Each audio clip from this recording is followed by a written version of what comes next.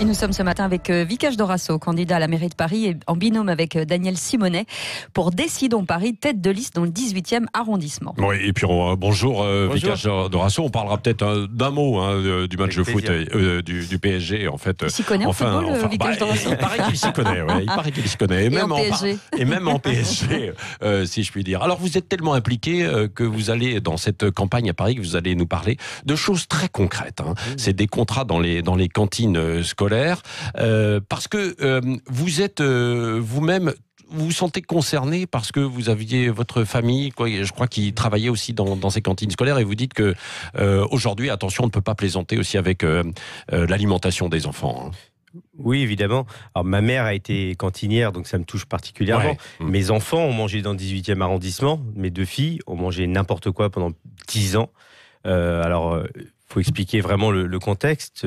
On a privatisé le déjeuner de nos enfants. On a vendu ça à la Sogérès, une filiale de la Sodexo. Dans beaucoup de situations, dans beaucoup de villes, c'est le cas. On municipalise de plus en plus, on fait du bio, on fait du local, et c'est possible, puisque c'est fait dans le 4e arrondissement, et ça marche très très bien, et on réduit les coûts.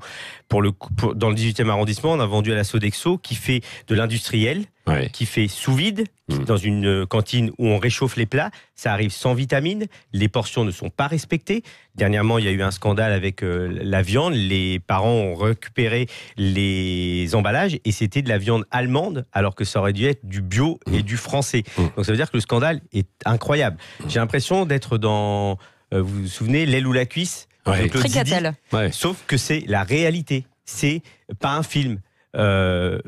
Avec la complicité du politique, donc de la mairie du 18e arrondissement, PS, et le maire actuel a prolongé ce contrat alors que les parents se mobilisent, se battent pour qu'on change la situation et pour que les enfants mangent très bien à la cantine aujourd'hui. Oui, lui il dit qu'on va faire quand même du bio de plus en plus avec ce contrat et qu'il va y avoir une alternative végétarienne. On peut faire du bio industriel et qu'il soit mauvais. On peut juste respecter la charte. On peut faire semblant que c'est du circuit court, par exemple. On enlève les intermédiaires, mais en fait, c'est que de l'industriel bio. Et qu'on continue à faire mal manger nos enfants.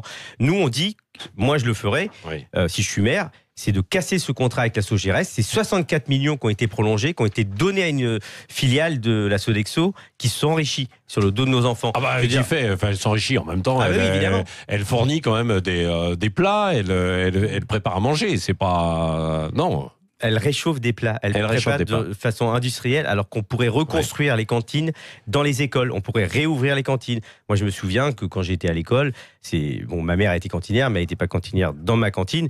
On faisait sur place. Voilà, je me souviens. On cuisinait sur place. Voilà, il y avait 7 portes battantes qui séparaient du réfectoire et de la cuisine et de la cantine.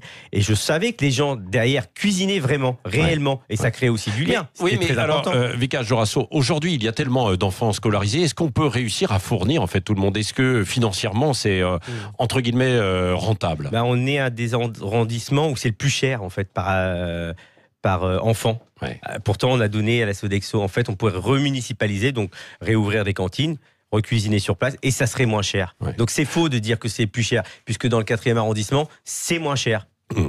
Donc aujourd'hui, vous poussez un coup de gueule pour dire, c'est valable dans le 18e arrondissement, mais aussi ailleurs. Aujourd'hui, il faut refaire de la vraie cuisine pour les enfants. Oui, et c'est possible. Et puis c'est ce que réclament les parents. Les parents n'ont même plus le droit, parce que c'est autorisé. Normalement, on a le droit d'aller goûter les repas de nos enfants. On leur interdit ce droit. Ils n'ont pas le droit d'aller vérifier. Le maire a mis tellement de contraintes que même les parents ne peuvent plus vérifier. Et oui, c'est très important dans un arrondissement comme le 18e, qui est déjà très inégalitaire, où il y a beaucoup de précarité, que les enfants puissent bien manger. Pour certains enfants, c'est peut-être le seul bon repas de la journée, et il est mauvais. Et moi, qui viens du sport du très haut niveau, je sais ce que c'est bien manger, et bien manger à la cantine. Je sais que c'est très important d'avoir des vitamines, d'avoir des portions correctes. Un mot sur la campagne d'Agnès Buzyn qui vient de démarrer. Vous la voyez comment, Agnès Buzyn? C'est une adversaire comme une autre pour vous ou pas? Évidemment, c'est une adversaire, mais c'est une adversaire qui remplace un autre adversaire. Donc pour nous, ça change rien. Pour nous, c'est Décidons Paris. Nous sommes sur le terrain. Nous sommes en campagne, et notre campagne est en train de partir. On sent l'engouement autour de nous, puisque moi, je n'ai jamais fait de politique. Je suis nouveau. J'ai pas de casserole, j'ai pas de bilan. J'y vais avec mon cœur, et je sens que sur le terrain, ça prend. Évidemment, ils ont envie de voir des têtes nouvelles honnête et sincère. Bon, un mot du Paris Saint-Germain hier soir. Qu'est-ce que vous pensez de cette performance, perdre 2-1 à Dortmund et surtout sans avoir fait un bon match, quoi. J'ai été surpris par la composition d'équipe. Ouais. Alors, avoir fait tout ça pendant quelques mois, moi je trouvais ça formidable de pouvoir aligner les 4 fantastiques et finalement changer au dernier moment. Et puis j'ai entendu la déclaration de Neymar. Ouais.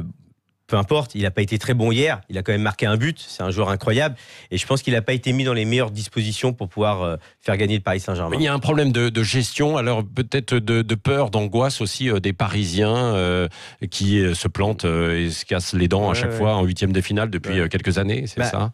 Il y a un match retour, c'est très important. On n'a ni perdu ni gagné au match aller. Il n'y a qu'un but à remonter, c'est faisable, largement faisable. Le Paris Saint-Germain peut le faire. Je suis sûr qu'ils vont le faire. Moi, je pense que c'est l'année où le Paris Saint-Germain, s'il passe les huitièmes de finale, il pourra vraiment peut-être aller vers la victoire. Ça veut dire qu'il y a un problème de management, en fait ? Peut-être.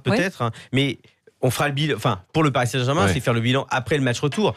C'est-à-dire tu gagnes 4-0 contre le Barça et tu te fais éliminer. Là, tu perds 2-1 et tu peux passer. Ouais. Donc, il faut vraiment attendre. Ouais. Et puis, Neymar sera en forme cette fois. Mbappé aussi. Peut-être qu'il remettra les 4. Ouais. Voilà, je pense Mais vous avez été surpris, comme beaucoup, par la composition d'équipe. 3 défenseurs centraux hier soir. J'ai pas compris, parce que, en fait, en même temps, avec 3 défenseurs centraux, l'avant-centre a réussi à mettre 2 buts. Ouais. Donc, moi, je pense que c'est une erreur. Je pense que Idrissa Gueye, aussi, au milieu de terrain, a pas été extraordinaire. Par contre, Verratti était formidable et il sera suspendu au match retour. Ça, c'est un vrai problème. Merci, Vicage Dorasso, d'être passé ce matin dans les studios de Sud Radio.